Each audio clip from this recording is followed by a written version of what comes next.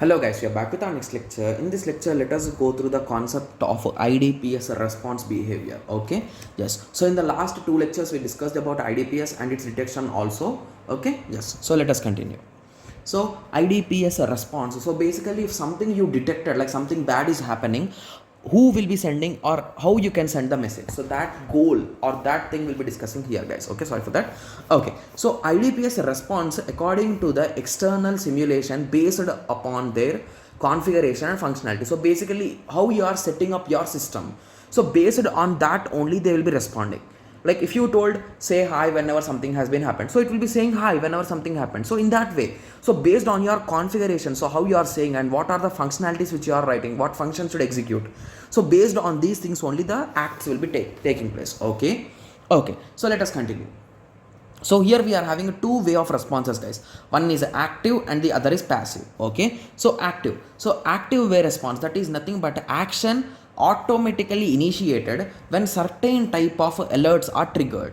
Okay, so active means it is active 24/7, and whenever something happens at that instance of time only you will be getting a message, right? Yes. So if you recall, in some places or even in India also, there could be some places, okay, where we will be having motion cameras, guys. So basically whenever there is a motion, this camera will start recording and it will start sending the data to the user to his phone, guys.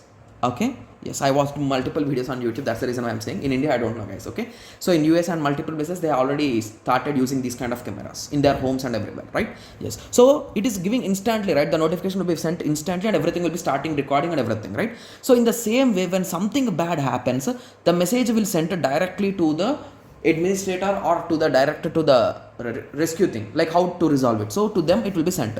So the act or the trigger can be collecting of any kind of data, like any kind of copy paste thing, or changing the data or modifying the data or taking any kind of action by the intruder. So he's trying to do something, right? So in any kind of situation you will be sending a direct information without anything. It is automated, guys, like directly it will be sent. Okay, so that is nothing but active. So similarly passive is nothing but just an opposite, guys.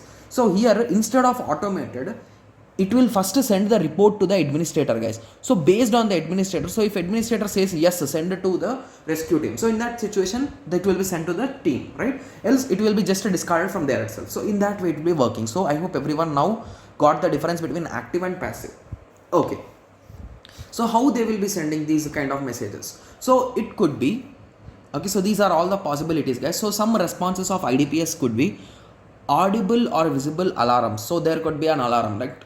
So basically in some schools and in some hotels they'll be having fire alarms, right? So whenever fire is detected, alarm will start ringing, right? Yes, so in that way. Similarly SNMP traps and plugins. Okay, so email messages. Okay, so pages or phone numbers like a fax or phone calls or phone messages, log entries. Okay, or any kind of launching programs or reconfiguring firewall. So there could be multiple things which could be done. Okay, so reconfiguring firewall is nothing but, so whenever a small issue comes, the firewall detected that it's not checking things properly, so in that situation you can do reconfiguration. It is completely automated, right? Yes, so in this way it will be working, guys. So I hope everyone got some basic idea about a response, right? Yes, so in the next lecture we will be discussing about, okay, we will be discussing about the strengths and limitations of IDPS, guys.